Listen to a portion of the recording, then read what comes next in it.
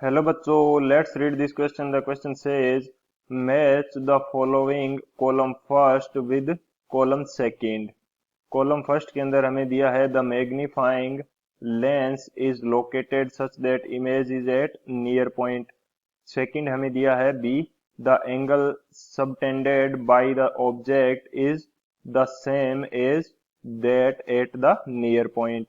Option जो C हमें given है कॉलम फर्स्ट के अंदर, ये हमें दिया है the object near the focal point of the lens and the image is far of but closure then infinity. And column second के अंदर हमें कुछ फिगर गिवन है।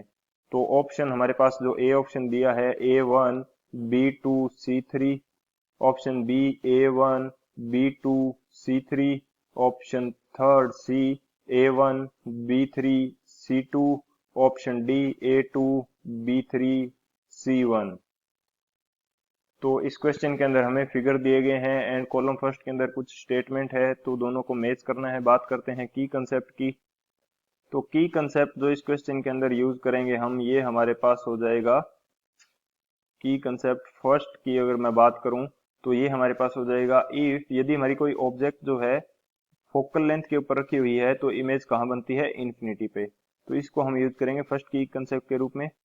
If object object is at focal point then image will be formed image will be formed at infinity। तो हमारी image कहाँ बनती है, इन्फिनिटी के ऊपर। ये हमारा जाएगा फर्स्ट की कंसेप्ट। एंड जो सेकंड की कंसेप्ट है, तो हमारे पास यदि कोई एंगल फाइंड आउट करना हो हमें, जैसे ये मेरे पास कोई ऑब्जेक्ट है एंड यदि वो एंगल बना रही है कुछ इस तरह से, कुछ इस तरह की गिवन कंडीशन है, यहाँ पे हमारे पास थीटा एंगल बन रहा है। तो इस थीटा की वैल्यू को किस प्रकार फाइंड आउट किया जाता है, यदि मैं इसको बोल देता हूँ एच एंड इसको बोल देता हूँ डी, तो जो थीटा है इसको मैं फाइंड आउट करना चाहूँ टेन थीटा, तो टेन थीटा की वैल्यू मेरे पास क्या होगी, H by D. Tan theta हमारे पास होता है लंब बटा आधार, तो लंब यहाँ पे हो जाएगा एच एंड जो आधार की वैल्यू है ये हमारे पास हो जाएगी डी के equal. And for small angles, यदि एंगल स्मॉल हो हमारे पास, तो जो टेन थीटा है इसको हम यूज कर सकते हैं लगभग थीटा के इक्वल। टेन टेन थीटा को किस प्रकार से यूज किया जा सकता है स्मॉल एंगल के लिए, थीटा के इक्वल। तो यहाँ से जो थीटा है ये हमारे पास कितना आ जाता है, एच बाई डी। तो ये दो हम की कंसेप्ट बेसिकली देखेंगे एंड इस की कंसेप्ट से करते हैं इस क्वेश्चन को सॉल्व। तो बात करते हैं सॉल्यूशन की। ये डायग्राम हमें गिवन है, तो सॉल्यूशन हमारे पास क्या हो जाएगा, फर्स्ट ऑप्शन या फर्स्ट कॉलम के अंदर जो ए स्टेटमेंट है इसको देखते हैं। The magnifying lens is located such that image is at near point. यानी कि हमें बोला है कि जो लेंस है इस प्रकार से लोकेटेड किया गया है कि इमेज हमारी नियर पॉइंट पे बन रही है। अब चेक करते हैं कॉलम सेकंड के अंदर जो 2 नंबर ऑप्शन है इसको। तो इसके अंदर ये हमारी क्या हो जाएगी, ऑब्जेक्ट। ये हमारी ऑब्जेक्ट है एंड ये जो हमारी बन रही है ये है वर्चुअल इमेज। तो इसके अंदर जो यू है इसको कुछ इस प्रकार से पुट किया गया है कि जो हमारी इमेज की डिस्टेंस है ये हमारी किसके इक्वल है, डी के।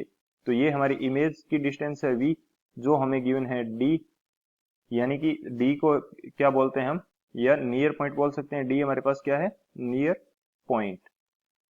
तो इस कंडीशन के अंदर इमेज है हमारी, या जो लेंस है ये इस प्रकार से लोकेट किया गया है कि जो इमेज किसके ऊपर बन रही है, नियर पॉइंट के ऊपर।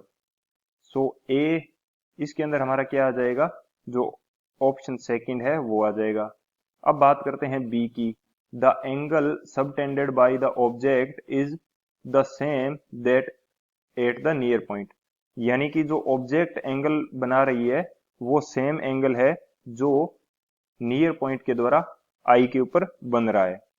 तो इस कंडीशन के लिए यदि मैं फिगर थर्ड देखना चाहूं तो ये मेरे पास क्या होगा, ऑब्जेक्ट है हमें गिवन है, ये हमारी क्या है, ऑब्जेक्ट। ऑब्जेक्ट हमारे पास कितना एंगल बना रही है, ये हमारे पास बना रही है टेन थीटा ओ। तो इसकी वैल्यू क्या हो जाएगी, यदि मैं जो ऑब्जेक्ट है इसकी हाइट को बोल देता हूं एच, इसकी हाइट मेरे पास कितनी है, h है। चलो इसको सही से लिखते हैं कि इसकी हाइट हमें कितनी गिवन है, हाइट हमें गिवन है इसकी, मान लेता हूं कि h हाइट गिवन है, एंड ये हमारी क्या है, ऑब्जेक्ट। तो टेन थीटा की वैल्यू हमारे पास क्या आ जाएगी, ये हमारे पास आ जाएगी h/d। एंड सेम कंडीशन के अंदर हमारी आई है, तो आई के ऊपर जो एंगल है ये भी हमारे पास कितना हो जाएगा, टेन थीटा नॉट, सेम हो जाएगा। एंड इसकी वैल्यू भी हमारे पास कितनी आएगी, h/d। तो हमें जो बी ऑप्शन के अंदर बोला गया था कि जो एंगल सबटेंड कर रही है ऑब्जेक्ट वो सेम है जैसा नियर पॉइंट के ऊपर एंगल बन रहा है, तो ये कंडीशन हमारी थर्ड के अंदर सफिशियंट हो रही है या फुलफिल की जा रही है, तो बी के अंदर हमारा क्या आ जाएगा, थर्ड। एंड जो हमारा सी ऑप्शन है या सी स्टेटमेंट है इसके अंदर गिवन है the object near the focal point, कि ऑब्जेक्ट तो हमारी फोकल पॉइंट के नियर है, and the image is far of but closure then infinity. तो फर्स्ट ऑप्शन है, जो फर्स्ट डायग्राम है इसके अंदर हमें शो किया गया है कि u की वैल्यू क्या है, लगभग इक्वल किसके है, u की वैल्यू हमारे पास लगभग इक्वल टू फोकल पॉइंट है, एंड v है ये हमारे पास लगभग इक्वल टू इन्फिनिटी है, लेकिन इन्फिनिटी नहीं है। क्यों, क्योंकि जो हमारे पास u है यदि ये बिल्कुल f के ऊपर होता एग्जैक्ट, ऑब्जेक्ट जो हमारी f के ऊपर होती है एग्जैक्टली, तो जो v यानी इमेज हमारी फॉर्म होती है वो किसके ऊपर होती है, इन्फिनिटी के ऊपर। लेकिन यहाँ पे हमें बोला गया है कि ऑब्जेक्ट जो है नियर है फोकल पॉइंट के, तो जो हमारी इमेज बनेगी ये भी इन्फिनिटी के नियर बनेगी, एंड काफी दूर हो जाएगी आई से तो, लेकिन इन्फिनिटी के ऊपर नहीं होगी, इन्फिनिटी के जस्ट पास में होगी। तो ये हमारा सी ऑप्शन को कौन सा सेटिस्फाई कर रहा है, फर्स्ट जो डायग्राम है वो।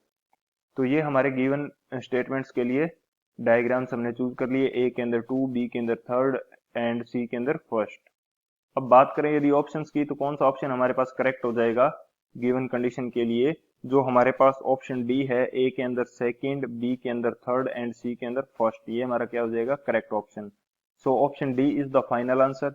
I hope you understood it well. Best of luck. Thank you.